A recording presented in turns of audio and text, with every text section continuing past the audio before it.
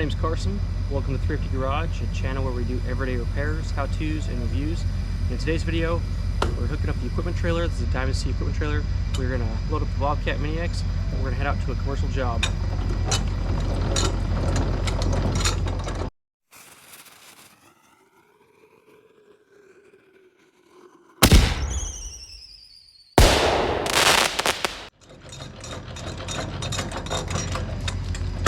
So in today's video, we're going to be doing a gravel loading dock for a commercial facility. It's actually a dry ice manufacturing plant. So we're just going in there, fixing a muddy loading dock area, taking out the mud, putting in some new rock. We're not going as deep as what I would like, but we are going to do a good job that'll last them a good while now. Here's a quick 101 lesson on how to hook up a goose stick trailer. First, we lift up our drop legs, plug in our wiring harness, drop our other drop leg, then we'll hook up the neck. We got our safety chains and our coupler. For this job, we're going to grab the power tilt with the 4-foot grading bucket, as well as the 24-inch tooth bucket. Because this is a loading dock area, I'm expecting this area to be pretty compact with all the truck traffic, so it might be hard digging, and that's the reason for the tooth bucket. The 4-foot grading bucket will make it good to scrape away the bulk of the materials. We're going to strap this down and get this roadworthy and head on out. Boy, am I glad to see you. Got to the job site, unloaded everything, looked up on top of the machine, and no GoPro. My heart just sank. There's 600 bucks down the drain. But luckily, it fell off here at the shop. So we're back in business. We'll be able to film today, and I won't have to buy another GoPro, because that would have been a sad day. I always try to keep my jobs pretty close proximity, within the 15-20 minute radius, up to 30 or 45 minute radius if I have to, but for the most part try to stay local, and just helps keep jobs running smoothly.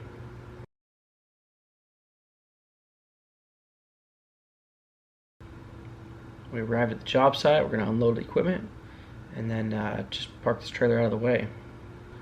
Okay, first things first, let's see what this grading bucket can do. We're going to just scrape off the bulk of the material here. We've got the laser set up so we can see where the level was previously, so we can restore it back to that level. The trailer height was correct, so we want to be able to maintain that up to the loading dock. They do have a little bit of a transition plate that helps with the pallet jack or whatever, but want to do good by them. So we're just scraping this off, trying to go down 4 inches from our top grade that we're set, so we can bring in 4 inches of rock on top of this.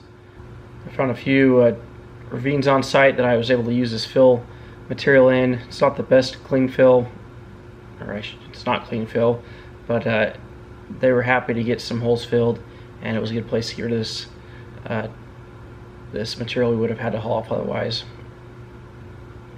So this first scrape, we're kind of just doing a rough scrape. Now we're coming back in and doing kind of a final scrape and getting it down to the right height. Like I said, we're bringing it back up 4 inches of new material. Honestly, the correct way to do this would be to go down deeper. My proposal, I kind of gave them two options. I gave them a budget option and gave them a more expensive long-term option, and they opted for the budget option.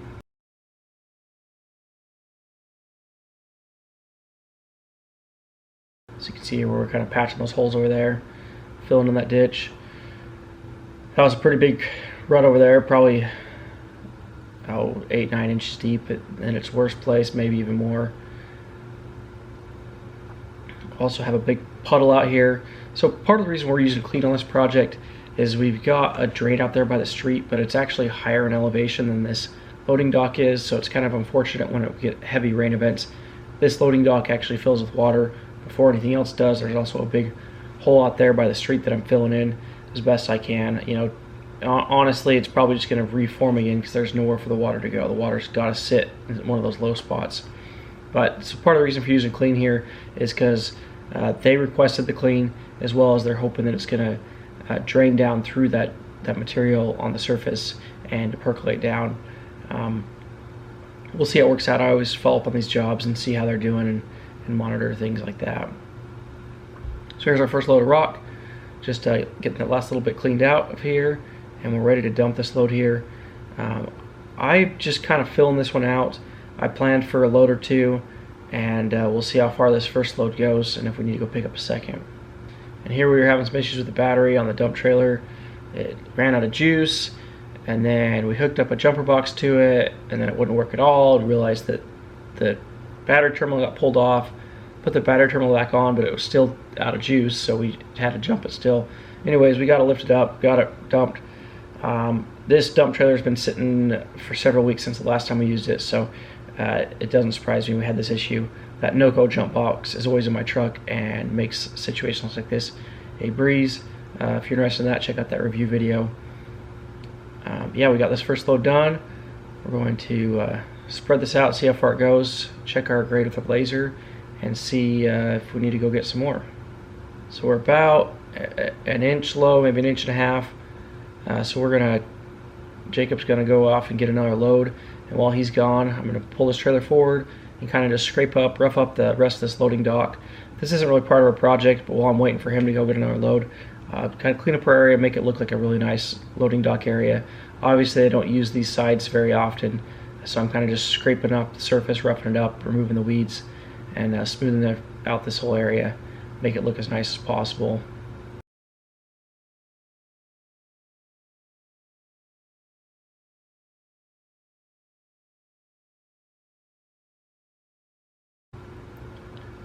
Gonna put this trailer back in place, get it out of the way again, go back through and hand rake some of these back areas.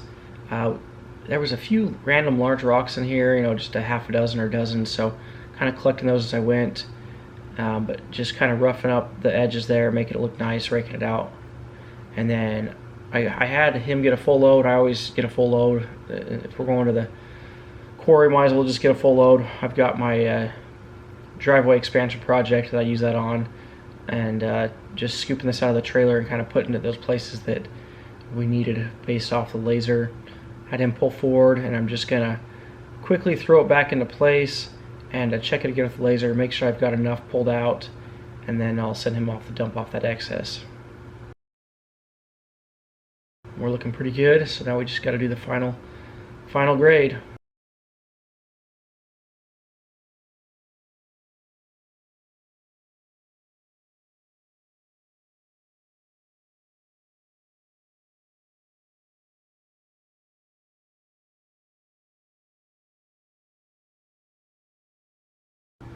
Going through with the rake here is a little bit overkill, but want to make it look good. Get some good before and after photos, send them to the client. Because the main person I'm working with is out of town, they're several hours away. They're not going to see this job, so I always like to send over photos, kind of show them what they're paying for, and make them feel that extra value. Let's get this thing strapped down and get out of here.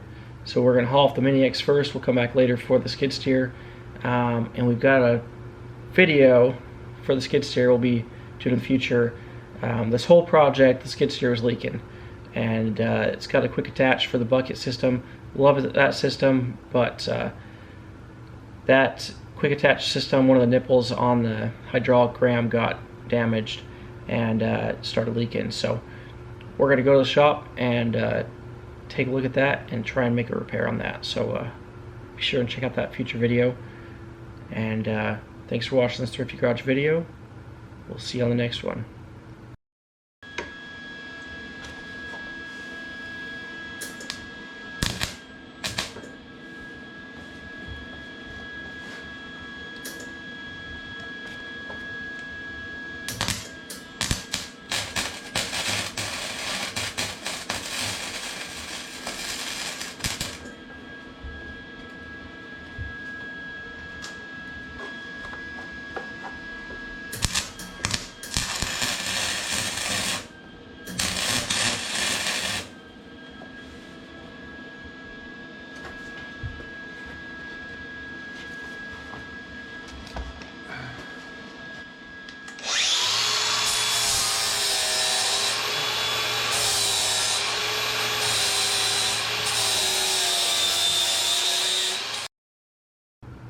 Please like, comment, and subscribe.